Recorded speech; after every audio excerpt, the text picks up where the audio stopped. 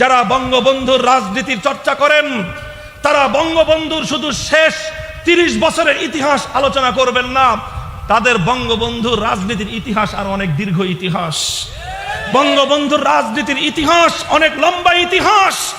শুধু পশ্চিম পাকিস্তানের স্বৈর শাসনের বিরুদ্ধেই তিনি সংগ্রাম করেননি, বঙ্গবন্ধু যখনই জুলুম হয়েছিল, শোষণ হয়েছিল, সেই ব্রিটিশ স্বৈর শাসকদের বিরুদ্ধে সংগ্রাম করেছিলেন।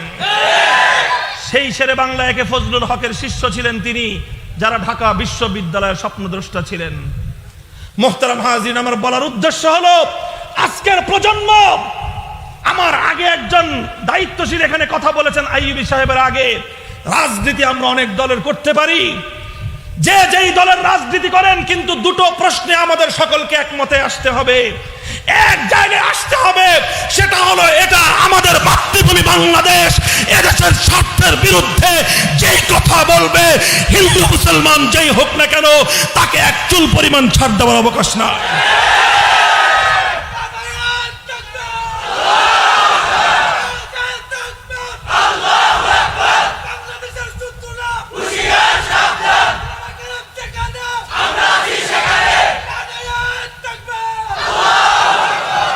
কি বলেন, বাংলাদেশের শত্রুরা হুঁশিয়ার সাবধান, ওয়াজ মাহফিলে এই স্লোগানটা চলে কি চলে না? হ্যাঁ, ওয়াজ মাহফিলের মধ্যে যা যা শুনেন এগুলো কারেক্ট করেন। অনেকে তো আমাদেরকে বলে আমরা নাকি দেশপ্রেম শিক্ষা দেই না। আমাদের মাদ্রাসা শিক্ষার বিরুদ্ধে বড় একটা অভিযোগ যে আমাদের এখানে নাকি দেশপ্রেমের শিক্ষা নাই। আসো, দেশপ্রেম কত প্রকার এবং কিভাবে দেশপ্রেম, দেশকে প্রেম করতে হয়, কিভাবে দেশকে ভালোবাসতে হয়, কিভাবে দেশের শত বছরের ইতিহাস জানতে হয়, কিভাবে দেশের শত বছরের গাদ্দারদের নাম চিহ্নিত করতে হয়, আমরা বলে দিতে পারবো। দেশপ্রেম কাকে বলে, ওয়াজ মাহফিলের মঞ্চ থেকে আমরা আমাদের দেশের ভালোবাসার পক্ষে স্লোগান শিক্ষা দেই জনগণকে। কথা ঠিক না বেঠিক? কথা বেশি জোরে বলে ফেলতেছি না? অনেকে রাগ করতে পারেন, ভাই এটা আমার একটা স্বভাব, দেশের পক্ষে কথা বলতে গেলে, মানবতার পক্ষে কথা বলতে গেলে অনেক সময় কণ্ঠের আওয়াজ উচ্চ হয়ে যায়, এতে অনেক সময় অনেকে মাইন্ড করেন। ভাই অনেকে আছে আস্তে কথা বলতে পারে না, অনেকে আছে জোরে কথা বলতে পারে না। আমার এটাকে একটা, আপনারা আমার একটা ওজর মনে করবেন, অক্ষমতা মনে করবেন। আবেগ চলে আসলে কথা জোরে বলতে হয়। দেশকে ভালোবাসি বলে দেশের শত্রুদের বিরুদ্ধে আমাকে কথা বলতে হয়। আমি বলতে চাই, এই যে ঢাকা বিশ্ববিদ্যালয়, এই ঢাকা বিশ্ববিদ্যালয়ের ইতিহাসের সঙ্গে এই সকল দুঃখজনক ইতিহাসগুলো জড়িয়ে আছে এবং এই সমস্ত গৌরবোজ্জ্বল নামগুলো জড়িয়ে আছে। এই ঢাকা বিশ্ববিদ্যালয়ের প্রতিষ্ঠা হয়েছিল কলকাতার জুলুম এবং শোষণ, বৈষম্যের হাত থেকে বাংলাদেশের মানুষকে মুক্ত করার জন্য। এই ঢাকা বিশ্ববিদ্যালয় প্রতিষ্ঠিত হয়েছিল প্রধানত পিছিয়ে পড়া এই অঞ্চলের মুসলিম প্রজন্মকে উচ্চ শিক্ষা শিক্ষিত করে তাদেরকে মুসলিম জাতি হিসেবে বিশ্ব দরবারে মাথা উঁচু করে দাঁড়াবার জন্য। এজন্য ঢাকা বিশ্ববিদ্যালয় প্রতিষ্ঠার 25 বছর পর যখন স্বাধীনতার প্রশ্ন আসলো, তখন এদেশের মুসলিম লিডার যারা ছিলেন তারা সকলেই, আপনি শেরে বাংলাকে ফজলুল হকের নাম বলেন, আপনি সেই আব্দুল হামিদ খান ভাসানী সাহেবের কথা বলেন, আপনি বঙ্গবন্ধু শেখ মুজিবুর রহমান সাহেবের কথা বলেন, তারা তখন সকলেই বলেছিল আমরা কলকাতার দাসত্ব করতে প্রস্তুত না, আমরা নিজেদের পায়ে মাথা উঁচু করে দাঁড়াতে চাই। এই জন্যই 47-এর দেশ বিভাগের সময় আমরা কলকাতার তলে যাই নাই। স্বাধীনতার ইতিহাস এখানেও কিছুটা রয়ে গেছে, এই ইতিহাস সহ আসেন। 1971 সালে 47-এর পর থেকে 71 পর্যন্ত রাওয়ালপিন্ডি আর ইসলামাবাদের খান পাঠানরা ওই একই চরিত্রে আবির্ভূত হলো 47-এর আগে কলকাতার দাদাবাবুদের যেই ভূমিকা ছিল। আজ ঢাকা বিশ্ববিদ্যালয় প্রায় 450 একর এরিয়ার মধ্যে সিংহভাগ জায়গা সেদিনের নবাব স্যার সলিমুল্লাহর ব্যক্তিগত দান। আজও পর্যন্ত স্যার সলিমুল্লাহ নিজে হল করে দিয়ে গেছিলেন, স্যার সলিমুল্লাহ মুসলিম হল। তোমরা এসে স্যার সলিমুল্লাহর অবদানকে স্বীকৃতি দেবে তো দূরের কথা, স্যার সলিমুল্লাহর নিজস্ব রাখা নাম হল থেকে মুসলিম শব্দ কেটে দিয়ে তার ইতিহাসের সঙ্গে গাদ্দারি করেছো তোমরা।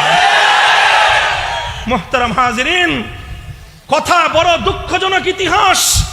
যখন এভাবে ঢাকা বিশ্ববিদ্যালয় প্রতিষ্ঠিত হওয়ার পরিকল্পনা চলছিল, যখন এভাবে ঢাকাকে কেন্দ্র করে পশ্চিম পূর্ববঙ্গের তৎকালীন এই পূর্ববঙ্গ মানে বাংলাদেশের মানুষের উন্নতি হচ্ছিল। এখানকার হিন্দু, মুসলিম, বৌদ্ধ, খ্রিস্টান সব জাতির মানুষদের আস্তে আস্তে উন্নতি হচ্ছিল। দীর্ঘদিন ধরে যে সমস্ত কলকাতার দাদা বাবুরা খবরদারি করত, ওরা দেখলো যে আরিফ বাপরে বাপ, ঢাকাকে কেন্দ্র করে আরেকটা এলাকার উন্নতি হচ্ছে, এতে তো আমাদের খবরদারির মাত্রা আস্তে আস্তে কমে যাবে, সুতরাং এটা হতে দেওয়া যায় না।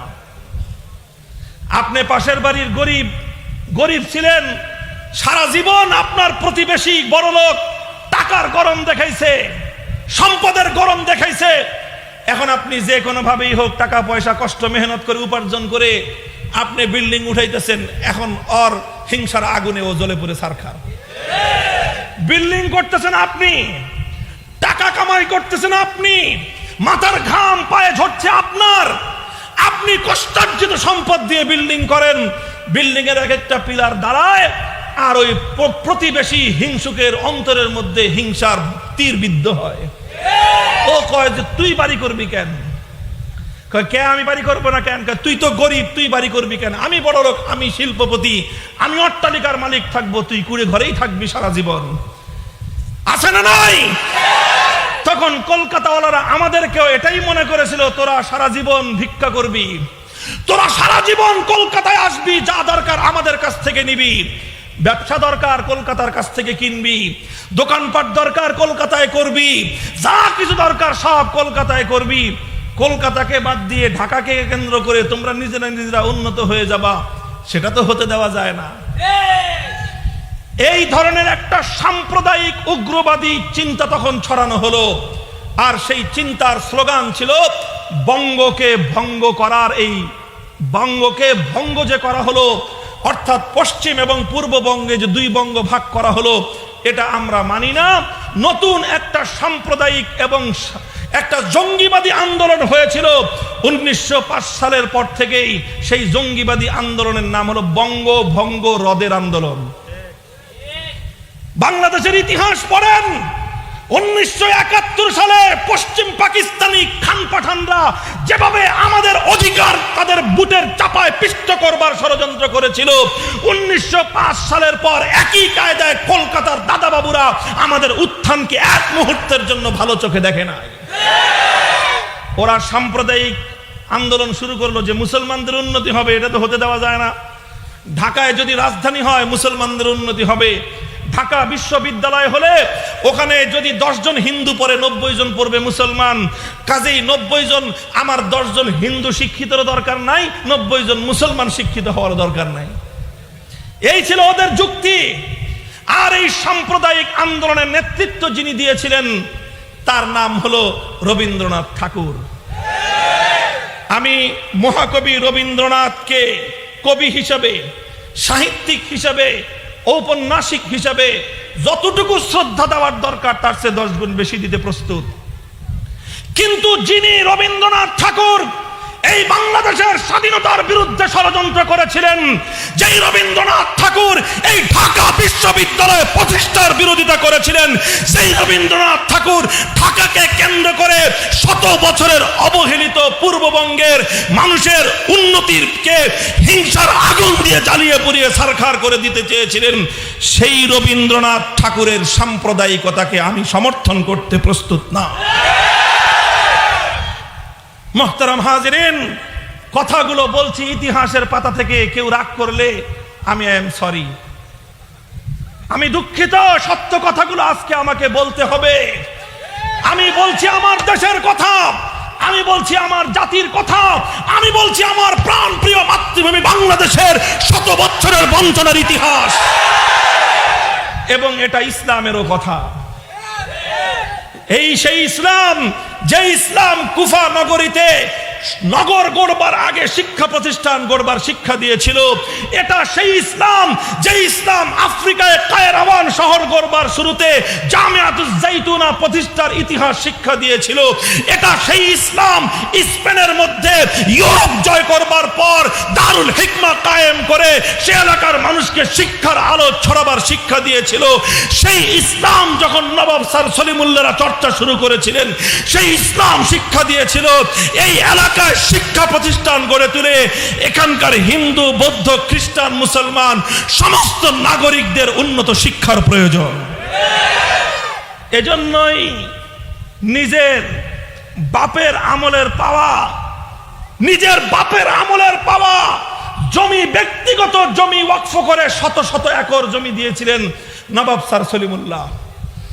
মুসলমানদের দেওয়া সেই জমিতে ঢাকা বিশ্ববিদ্যালয় প্রতিষ্ঠিত যখন হতে যাবে, যখন এভাবে ঢাকাকে কেন্দ্র করে পূর্ববঙ্গ এটা উন্নত হতে যাবে, রবীন্দ্রনাথ সহিংস আন্দোলন শুরু করলেন। আরে কি আন্দোলন? কথা বলেন। সহিংস আন্দোলন। আজকে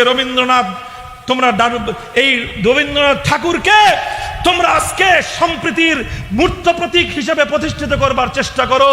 সম্প্রীতির মূর্ত প্রতীক যদি এ মাটিতে থেকে থাকে, কবি নজরুল মূর্ত প্রতীক। কবি নজরুল এজন্যই জাতীয় কবির মর্যাদা পেয়েছেন।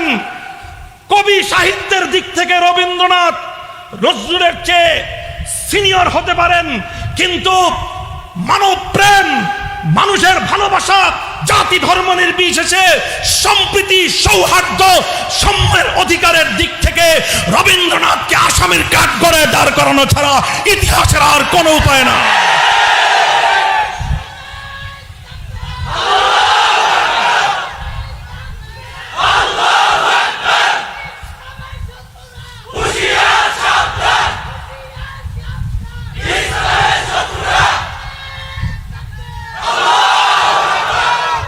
বঙ্গভঙ্গ রদের নামে সহিংস আন্দোলন করলো। ইতিহাস বলে এই আন্দোলন ছিল সাম্প্রদায়িক এবং সহিংস। শব্দটা মুখস্থ রাখেন, কি আন্দোলন? সহিংস মানে বুঝেন, মানে জঙ্গিবাদী আন্দোলন। সহিংস মানেই হলো জঙ্গিবাদী আন্দোলন। সহিংস মানে হলো মানুষ হত্যার আন্দোলন। ওরা এই সহিংসতার মধ্য দিয়ে জ্বালাও পোড়াও সারখার করে এই বাংলার উন্নতিকে ওরা ঠেকিয়ে দিল। 1912 সালে বঙ্গভঙ্গ রদ হয়ে গেল। এই রবীন্দ্রনাথ সহ উগ্র সাম্প্রদায়িক হিন্দু গোষ্ঠী যারা পরবর্তীতে বাবরি মসজিদ শহীদ করেছে, যাদের পরবর্তী উত্তরসূরি, যারা এই নরেন্দ্র মোদীর নেতৃত্বে গুজরাটে কসাই হিসেবে লক্ষ লক্ষ বনি আদমের রক্ত দিয়ে তারা হাত রঞ্জিত করেছে, সেই গুজরাটের কসাই নরেন্দ্র মোদীর নেতৃত্বে আজকে কাশ্মীরে গণহত্যা চলছে। এটা এদের নতুন ইতিহাস নয়। আমি আবার বলছি, ইন্ডিয়ার সমস্ত হিন্দুরা সাম্প্রদায়িক নয়, তবে রবীন্দ্রনাথদের উত্তরসূরি নরেন্দ্র মোদী এখনো আছে। এরা সাম্প্রদায়িক, এরা জঙ্গিবাদী, এরা উগ্রবাদী, এরা হিন্দুত্ববাদের নামে মানুষের অধিকার নিজেদের পায়ের চাপায় ওরা মানুষের অধিকার হত্যা করছে। লম্বা কথা নয়। তারপরে 1912 সালে বঙ্গভঙ্গ রদ হয়ে গেল। ঢাকা বিশ্ববিদ্যালয় প্রতিষ্ঠার সেই স্বপ্ন চূর্ণ বিচূর্ণ হয়ে গেল। ঢাকাকে কেন্দ্র করে এই বাংলাদেশের উত্থান, বাংলাদেশের উন্নতির যে স্বপ্ন দেখা হয়েছিল, সেই স্বপ্ন এটা নিভে গেল। বহু মানুষের হৃদয়ে হাহাকার তৈরি হলো।